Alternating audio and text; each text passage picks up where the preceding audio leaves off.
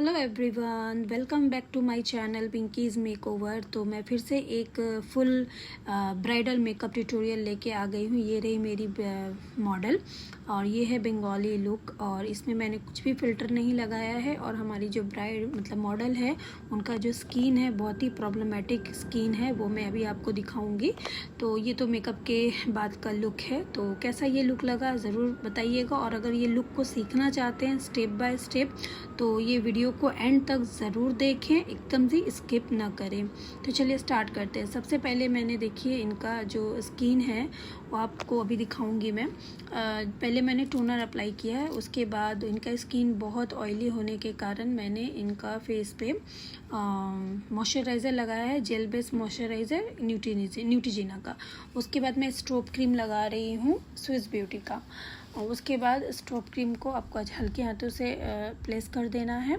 और मैं इम्यूनिटर इसलिए लगा रही हूँ कि मुझे थोड़ा ग्लॉसी लुक चाहिए। और अब आप इनका फेस देखो कितना प्रॉब्लमेटिक, मतलब कितना प्रॉब्लम्स है इनके स्किन में, मतलब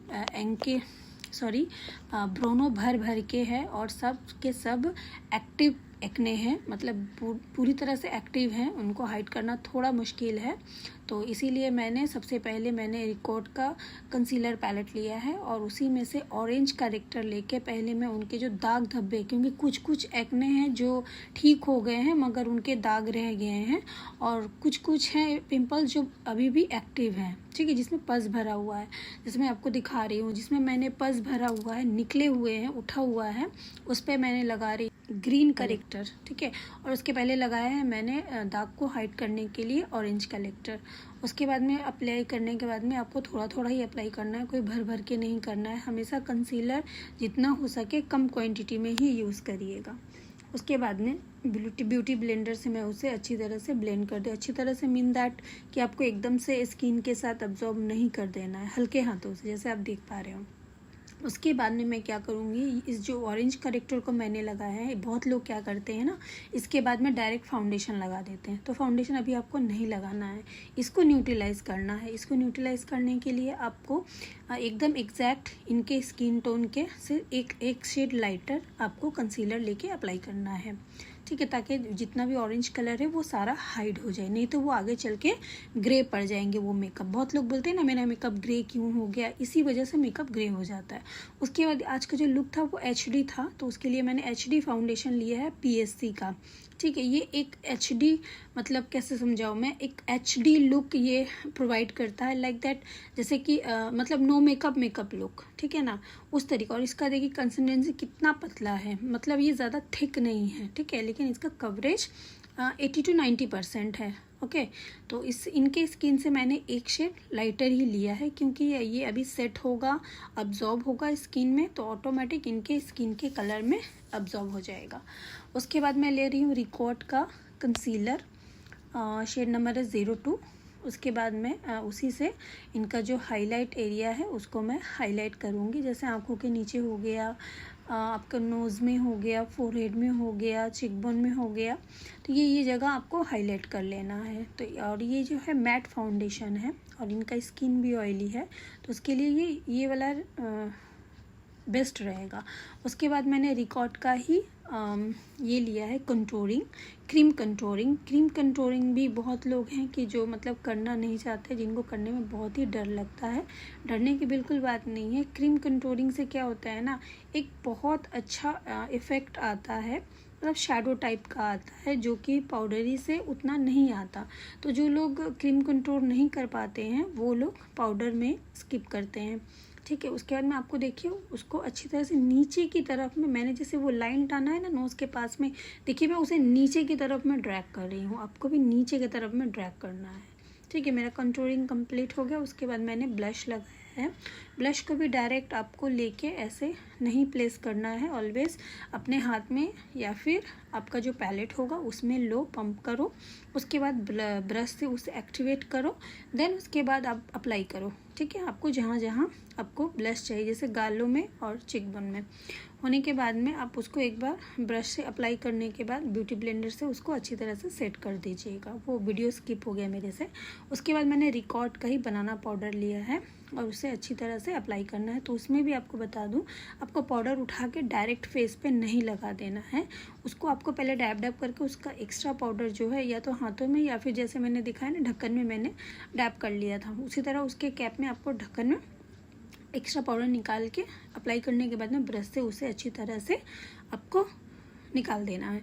उसके बाद मैं फिक्सर यूज़ कर रही हूँ मेकअप फॉरएवर 52 का। ये वाला बहुत ही अच्छा एक फिक्सर है जिससे आपका जो फिनिशिंग है ना वो ड्यू हो जाएगा और ऑलमोस्ट मैट फिनिश देगा, जिसमें एचडी लुक बहुत अच्छा निखर के आता है। उसके बाद मैंने क्या किया है, अब मैं आई मेकअप करने जाऊँगी, तो जिससे मेरा आई शेडो फॉल हो जो गिरेगा आँखों के नीचे, उसे हटाने जाऊँगी तो सारा मेकअप का सियाप्पा हो जाएगा, है ना, रायता फैल जाएगा। तो उससे बचने के लिए आप हमेशा ये जो पाउडर है ये मार्स का है, बहुत ही अफोर्डेबल प्राइस में है, अराउंड 250 में आ जाता है।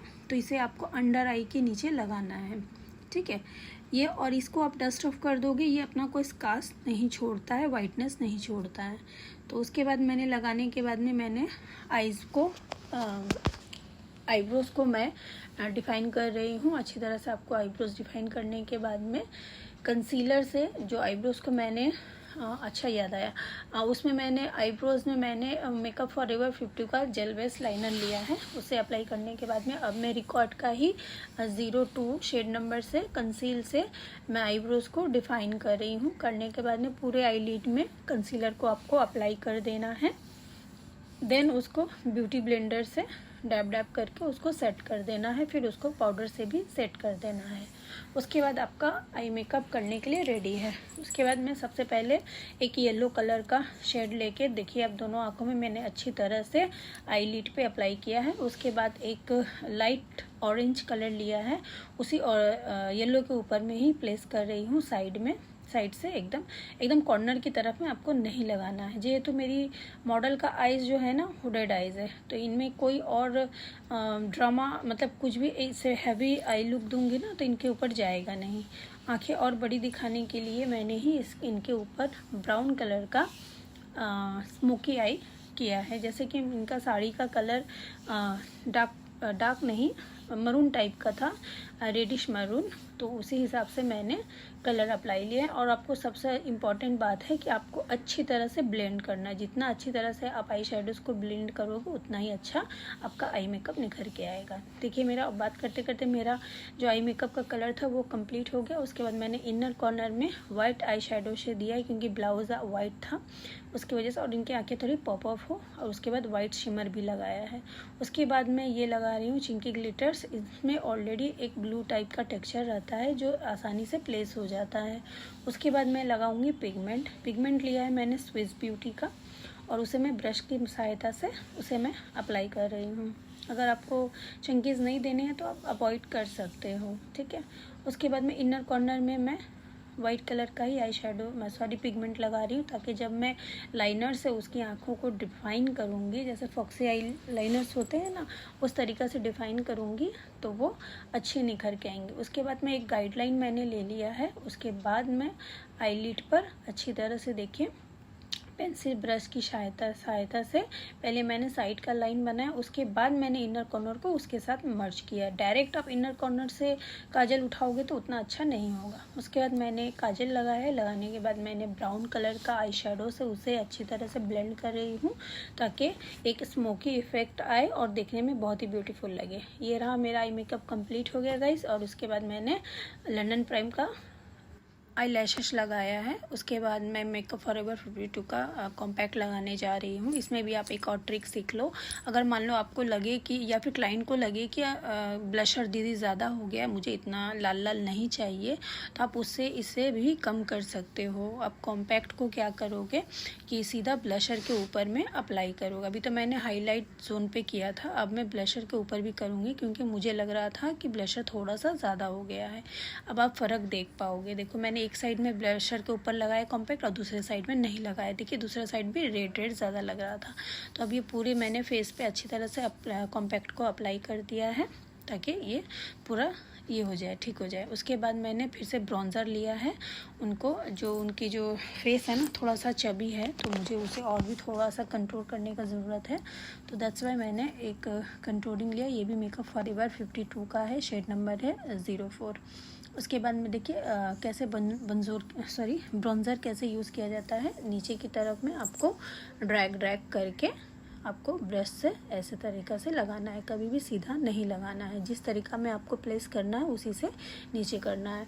और गाइज़ मेरा ये ट्यूटोरियल और वीडियो आप लोगों को कैसा लगता है ज़रूर बताइएगा, ताकि मुझे भी अच्छा लगेगा और भी वीडियोज़ आप लोगों के लिए लाने में हेल्पफुल होता है कि नहीं। और अपना प्यार भर भर के दीजिएगा। उसके बाद में मैं हाइलाइटर लगा रही हूँ, बहुत कम क्वान्टिटी में ही लगाना है। और मेरा पैलेट देख कर आप पहचान ही गए होंगे मेरे सारे वीडियो में, क्योंकि ये पैलेट मुझे बहुत पसंद है। और ये पैलेट का नाम है आई मैजिक। इसमें ब्लशर और हाइलाइटर दोनों ही आपको मिल जाते हैं बहुत ही अफोर्डेबल प्राइस में, तो ये बेस्ट लगता है मुझे। उसके बाद मैं लिप लाइनर पे आ गई हूँ। अब मैं ब्रश से ही लिप लाइनर यूज़ कर रही हूँ, क्योंकि विदाउट लिप लाइनर किए मुझसे लिपस्टिक नहीं लगाया जाता है। तो ये रहा लुक को कंप्लीट किए लिपस्टिक लगा के। अब करते हैं कोलका को मैंने वीडियो को थोड़ा सा फास्ट फॉरवर्ड में रखा है, क्योंकि वीडियो बहुत ही लॉन्ग हो जा रहा है गाइस। और इस मॉडल मतलब ये वाला बंगाली लुक का जो हेयर स्टाइल का वीडियो है वो मैं अलग से डालूँगी, क्योंकि ये वीडियो ऑलरेडी 12 मिनट की बन चुकी है गाइस।